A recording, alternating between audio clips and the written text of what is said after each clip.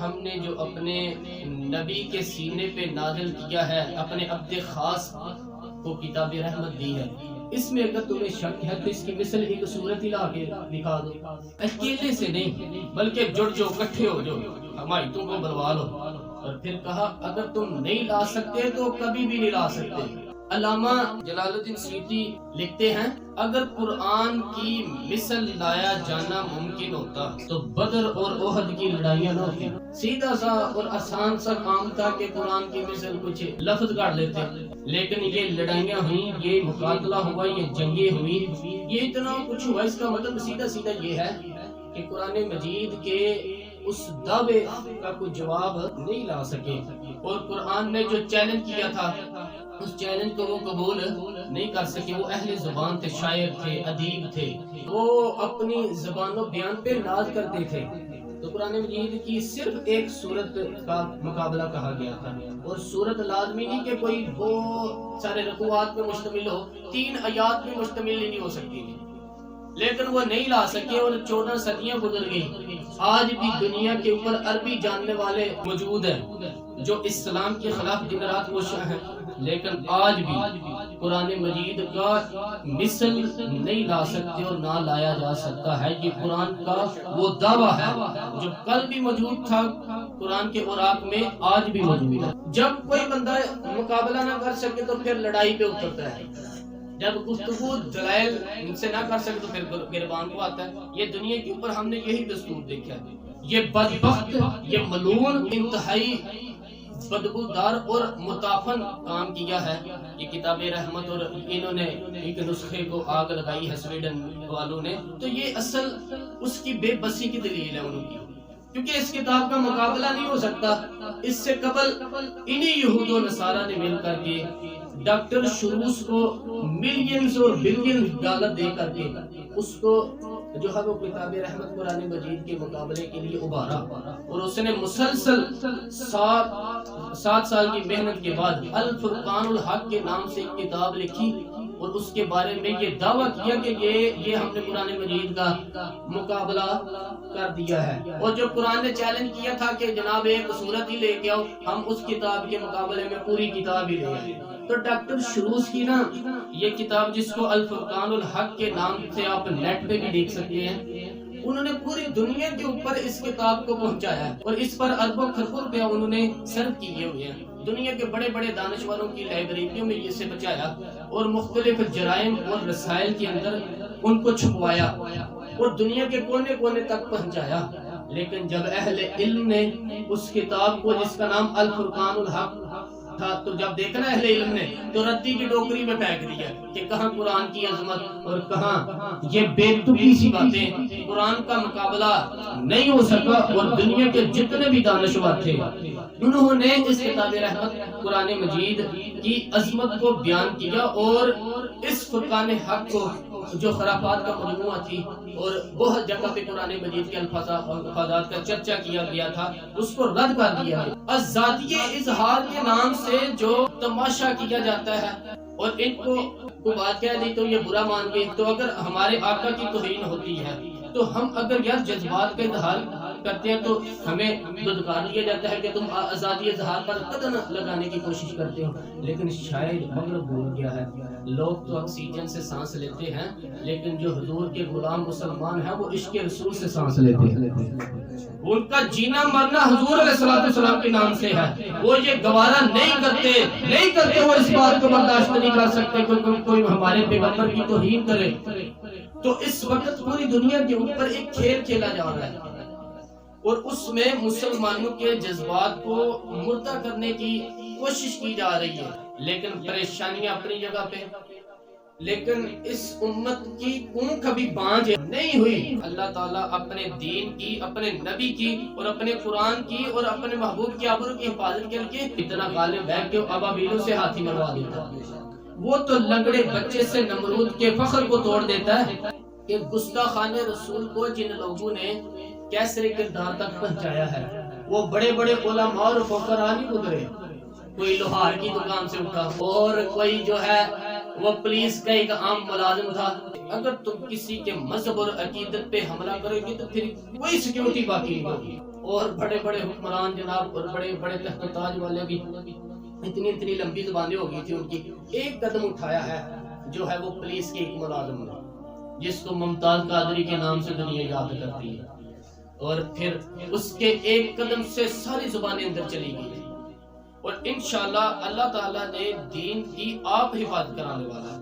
اور اللہ تعالیٰ جس سے چاہے کام دے گا، اس کے لیے کوئی مشکل ہے نہیں. لیکن ہم نے یہ ضرور اجلاس، یہ جو ہم نے یہ اجتماع رکھا ہے، یہ کانفرنسیں، یہ جلوس، یہ جو کچھ ہم کرتے ہیں نا، سچی بات بتائیں آپ کو، یہ غیرت کو بیدار کرنے کے لیے رکھا جاتا ہے. اس ایسا طبقہ بھی معاشرے میں پایا جاتا ہے جو کہتے ہیں کہ وہاں وہ سلسلہ ہو گیا، تمہارا احتجاج کرنے سے کیا، تمہارا جلوس نکالنے سے کیا فائدہ ہوگا. لیکن اس سے ہم اپنے آپ کو بیدار رکھتے ہیں. وہ پہرے دار رات کو جب پہرا دیتا ہے تو آواز دیکھتا ہے کہ جاگو جاگو. تو اگر لوگوں نے جاگنا ہے تو تجھے پہرے کے پیسے کیوں دیتے ہیں؟ اصل وہ جاگو جاگو کہہ کے اپنے آپ کو بیدار کر رہا ہوتا ہے اور اپنے جاگنے کا ثبوت دے رہا ہوتا ہے. اس لیے ہم نے اس موقع پہ اپنے جاگنے کا ثبوت فراہم کرنا ہے اور اس نعرے کو بلند کرنا ہے کہ آفاق کے ہر گوشے میں قرآن سنا کر دم لیں گے. اب رکنا نہیں، اب تھمنا نہیں، پھر دوست میں جا کر دم لیں گے. اس پیغام، اس کتاب رحمت کے نور کو جہاں تک ممکن ہو ہم نے پہنچانا ہے اور یہ ہماری ذمہ داری ہے. لیکن یہ بات آپ ذہن میں رکھیں، اس کتاب کی حفاظت اللہ نے اپنے ذمہ کرم کے لیے. اس کتاب کو مٹایا ہی نہیں جا سکتا. اللہ تعالیٰ ارشاد فرماتا ہے بل ہوا قرآن مجید فی لوح محفوظ. یہ معزز عزت والی کتاب ہے اور لوح محفوظ پہ رکھی گئی ہوئی ہے، حفاظت میں ہے. اس کا کوئی کچھ نہیں بگاڑ سکتا. ایک مسخر کو آگ میں لگا دے گا معاذ اللہ. وہ قرآن مجید تو ایک دن کے اندر جو ہے وہ ہزاروں کی تعداد میں چھپ رہا ہے. اس کو کیسے ختم کیا جا سکتا؟ اگر کوئی ایسا منصوبہ کی تلاش کے لے جائے کہ پوری دنیا پر مسائل کو جناب ختم کر دے، لیکن کیا یہ کتاب حفاظ کے سینوں سے نکالی جا سکتی ہے؟ اللہ تعالیٰ نے اس کتاب کی حفاظت کا یہ ذمہ اپنے ذمہ کرم پہ لیا کہ اس کتاب کی حفاظت اپنے اوپر لی. اور ہزاروں نہیں، سینکڑوں نہیں، لاکھوں حفاظ اس وقت روح زمین پہ موجود ہے. اور دنیا کی کوئی کتاب ایسی نہیں کہ جس کی اس انداز سے حفاظت ہو. دنیا کی کوئی کتاب، چاہے الہامی ہو چاہے وہ غیر الہامی ہو، دنیا کی کسی کتاب کے بارے میں نہیں کہا جا سکتا کہ جناب یہ کتاب اس قدر زیادہ محفوظ ہے. یہ صرف اعداد ہے قرآن مجید کو. اور پھر صدیاں گزرنے کے بعد اس کتاب کے اندر تحریف راہ نہیں پا سکی. اس کتاب کو کھولو تو پہلا جملہ یہ ہے ذالک الکتاب لا ریب فیہ. اور یہ قرآن کا چیلنج 14 صدیاں قبل بھی موجود تھا اور 14 صدیوں کے بعد آج بھی موجود ہے. قرآن کا مقابلہ کرنے والے آئے نا دنیا کے ادیبوں کو اکٹھا کریں، دنیا کے عربی شاعروں کو اکٹھا کریں. اور جو ہے شیخ احمد کے پاس بیٹھ کے مسٹر ہینسر نے بھی تو سیکھی تھی نا عربی، اور کتنے علماء عرب کے پاس بیٹھ کے وہ عربی کی مہارت حاصل کی، لیکن آج تک قرآن کا مقابلہ نہیں لا سکی. یہ اس کتاب کی شان ہے اور یہ اس کتاب کی عظمت ہے کہ اس کتاب کا مقابلہ نہ کوئی کل لا سکا اور نہ کوئی آج لا سکا. دنیا کی ناکامی ہے اس میں کہ قرآن کا مقابلہ نہیں لا سکتے. اور کتاب رحمت قرآن مجید اپنا نور آج بھی بانٹ رہا ہے. یہ جو کچھ ہوا ہے نا، یہ ایسے نہیں ہو گیا کہ ایک بندے نے اٹھ کے جوش میں آ کے معذلہ اس نسخے کو آگے لگا دیا. ایسا نہیں ہوا، بلکہ دنیا کے اوپر ہمارا کردار تو مسخ ہو گیا. آج ہمارے کو دیکھ کر کے لوگ اسلام نہیں لا رہے، بلکہ ہمارے کو دیکھ کر کے لوگ اسلام سے دور ہٹ رہے ہیں. ہمارا کردار تو لوگوں کے راستوں میں ایک رکاوٹ بنا ہوا، اور یہ یقینی ہوتا ہے شدہ بات. آج اگر کوئی دنیا کے اوپر لوگ اسلام لا رہے ہیں تو وہ ہمارے کردار سے نہیں لا رہے. وہ قرآن مجید کو پڑھنے کے بعد، صوفیہ کی کتابوں کو پڑھنے کے بعد اسلام لا رہے ہیں. امام غزالی کو پڑھ رہے ہیں، شیخ ابو طالب مکی کو پڑھ رہے ہیں. ان لوگوں کو پڑھ کے اسلام لا رہے ہیں وہ، اور قرآن مجید کو ڈائریکٹ پڑھ رہے ہیں. 9/11 کے واقعہ کے بعد سنو بات، امریکہ کے بک سٹالوں پہ سب سے زیادہ فروخت ہونے والی کتاب قرآن مجید. مغرب کے جو ہے وہ بنیاد پرست لوگ اب گھبرا گئے ہیں. کہ جناب اب اسلام کی بڑھتی ہوئی طاقت کو روکا نہیں جا سکتا، چونکہ یہ قرآن ہمارے نبی کا زندہ معجزہ ہے۔ اقبال علیہ رحمہ نے کہا تھا نا، کتاب زندہ قرآن حکیم۔ اقبال علیہ رحمہ فرماتے ہیں کہ یہ کتاب زندہ ہے، یہ ہمیشہ زندگی بانٹے گی۔ جب امت مردہ بھی ہو جائے گی نا تو یہ کتاب پھر بھی زندہ ہوگی۔ اور آج امت کا حال واقعی ایسا ہے، اگر باتیں تلخ نہ ہو تو کروں، کہو تو راز حیات کو کہہ دوں، اگر آپ شکوہ نہ کریں تو دو چار باتیں میں آپ سے کرنا چاہتا ہوں۔ آج جو ہماری حالت ہے وہ بڑی نگفتہ بھی ہے۔ میں آپ سے ایک سوال پوچھنا چاہتا ہوں سب سے، کہ پاکستان اور انڈیا کے میچ پہ جب میچ ہارا گیا تھا بڑا دکھ ہوا تھا، مجھے بھی ہوا، آپ کو بھی ہوا، کہ پاکستانی ہونے کی حیثیت سے جو ہے ہمیں دکھ ہونا چاہیے، لیکن ایک کھیل کو کھیل کے حد تک ہی رہنا چاہیے۔ لیکن ہم لوگوں نے جو کچھ کرتے ہیں اس سے تو لگتا تھا کہ یہ بڑی زندہ قوم ہے۔ لوگوں نے جناب اینٹیں مار کے اپنے آپ کو زخمی کیا تھا فیصل آباد میں، کچھ لوگوں نے جو ہے خودکشی کی کوشش کی تھی اور ان کو پتہ بھی نہیں، کچھ لوگوں نے دیواروں سے ٹکریں ماری، سکرینیں توڑ دی، 6 سے 7 تک لوگ ہارٹ اٹیک سے مر گئے تھے، اور باقی لوگ جو ہیں وہ اس مرض میں مبتلا ہو گئے تھے۔ دکھ کی کیفیت جو ہوئی وہی قلب کہانی، تو یہ بڑی غیرت مندی کا مظاہرہ کیا گیا تھا، بڑے جوش و غضب کی کہانی ہے جو میری قوم نے جناب رقم کی تھی۔ میں کہتا ہوں کہ ایک کھیل ہار گئے ہم تو اس وقت تو ہمیں ہارٹ اٹیک ہو گیا ہے، اس وقت تو ہم اپنے چہرے پہ اور اپنے منہ پہ اینٹیں مار رہے ہیں، اس وقت تو ہم ٹیلی ویژن بند کر رہے ہیں کہ ہم نے سے یہ پاکستان کی ہار کا منظر نہیں دیکھا جا سکتا، اس لیے ہم نے پہلے ہی آف کر دیا ہے۔ اس وقت تو کسی نے اسکرین نہیں بند کر دی تھی کہ جس وقت قرآن پاک کو معاذ اللہ کسی نے آگ لگائی تھی۔ پاکستان میچ ہار گیا تو اپنے آپ کو اینٹیں مارو اور ہارٹ اٹیک ہو گیا لوگوں کو۔ جب کتاب رحمت قرآن مجید کو آگ لگا دی گئی تھی اس دن تو کسی ایک کو بھی ہارٹ اٹیک نہیں ہوا، اس دن تو کوئی ایک شخص بھی جو ہے وہ اس کی زیر و زبر نہیں ہوئی اس کی زندگی کی۔ تو مجھے بتاؤ کہ اگر ہمارے اوپر یہ عذاب مسلط ہے، روز کھیل کو اتنا آگے بڑھا دیا کہ وہاں اپنی جان جیسی متاع عزیز بھی وار رہے ہیں، اور کتاب رحمت قرآن مجید کو آگ لگا دی گئی، پورے جہان کو آگ لگ جانی چاہیے تھی، لیکن جو چین سے لے کر مراکش تک اور پوری دنیا کے اوپر ان کا جو مسلمان جو بستے ہیں یہ چند مذہبی ذہن اور ذہنی سوچ رکھنے والے لوگ ہیں، یہ باقی لوگ اپنی عقیدت قدوں میں تھے، روڈ پہ نہیں آئے، یہ قرآن کے ساتھ سب کا ربط نہیں ہے۔ میچ کے وقت تو ساری قوم دیوانی ہو جاتی ہے، ساری قوم پاگل ہو جاتی ہے، اور جو بعد میں حال ہوتا ہے قوم کا اور جس طرح کے قوم کے جذبات دیکھنے کو آتے ہیں وہ تمہارے جذبات کو قرآن رحمت کو جب آتش زدہ کیا گیا تھا اس وقت تو تمہارے مذہبی جذبات کہاں گئے ہوئے تھے، اس وقت تمہاری کیفیت کہاں گئی تھی، اس طرح کیوں نہیں ہوئی؟ شاید مغرب تمہیں چیک کرنا چاہتا تھا، اس نے چیک کر لیا کہ تمہارے نزدیک میچ کی اہمیت زیادہ ہے اور کتاب رحمت کو آگ لگ گئے تو معاذ اللہ اس اہمیت نہیں دیتے ہو۔ اس نے اندازہ کر لی کہ یہ قوم جو ہے وہ قوم مردہ ہے، لیکن اس بجھی ہوئی رات کے اندر بھی چنگاریاں موجود ہیں، بعض اوقات ایک شخص بھی پوری قوم کا کفارہ ادا کر دیتا ہے۔ لیکن میں آپ سے یہ پوچھنا چاہ رہا ہوں کہ اپنے اندر آپ خود اتر جائیں اور اپنے آپ سے سوال کرو، چلو یار ساری زندگی نہیں، میں آپ سے یہ نہیں کہتا کہ بچپن سے لے کر آج تک بوڑھے آدمی بھی ہیں ادھر، جس دن سے قرآن مجید کو آگ لگائی گئی ہے، کتاب رحمت کو آتش زدگی کا واقعہ ہوا ہے، میں آپ سب سے پوچھتا ہوں، تلخ سوال ہے، جس دن سے قرآن مجید کو آگ لگائی گئی ہے اس دن سے لے کر آج تک یہ بتاؤ کہ آپ نے قرآن کے لیے کیا کیا؟ مجھے اس سوال کا جواب دیں، پچھلی زندگی کا سوال نہیں میں پوچھتا، جس دن سے یار قرآن مجید کو آگ لگائی گئی ہے اس دنوں میں آپ لوگوں نے قرآن مجید کی خدمت اور قرآن مجید کے لیے کون سی نوکری سر انجام دی ہے اور کیا کیا ہے اس کے لیے؟ اگر تو کچھ کیا ہے تو آپ کو مبارک ہو، اور اگر نہیں کیا ہے تو پھر اپنے اندر اترے اور آج عزم کر کے ارادہ کر کے عہد کر کے جائیں کہ جو زندگی بیت گئی آئندہ زندگی میں جو تھوڑے سے دن ہے یہ قرآن کی نوکری کرتے رہیں گے۔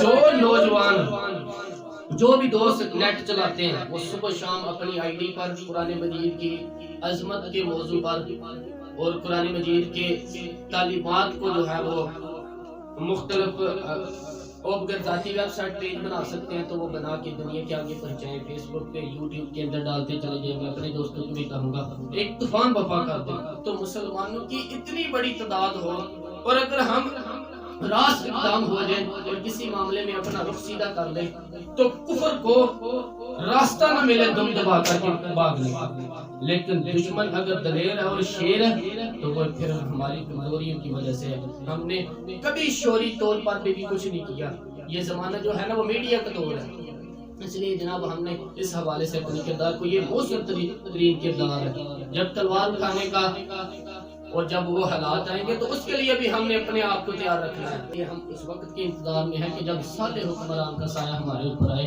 اور پھر امت مسلمہ کو جو قائد ہے وہ جہاد کا اعلان کرے، اور جب وہ اعلان ہوگا، یہ میں آپ کو خوشخبری دیتا ہوں، یہ اعلان پاکستان سے ہوگا۔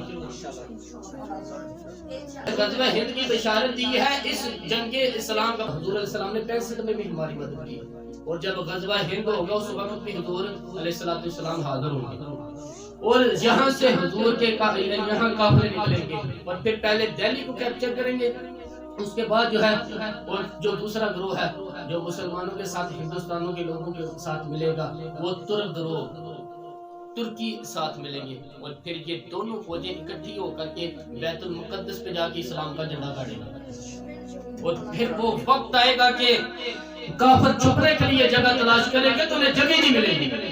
آج تو ہم رسوا ہو رہے ہیں نا، پھر وہ وقت بھی آئے گا کہ جھنڈا ہمارے ہاتھ میں ہوگا، ایٹم بم ہمارے ہاتھ میں ہوگا، میزائل ہمارے ہاتھ میں ہوں گے، پھر آرڈر بھی ہمارے چلے گا، پھر دنیا کے اوپر اگر کوئی جھنڈا اونچا ہوگا تو میرے محمد کی اونچا ہوگا۔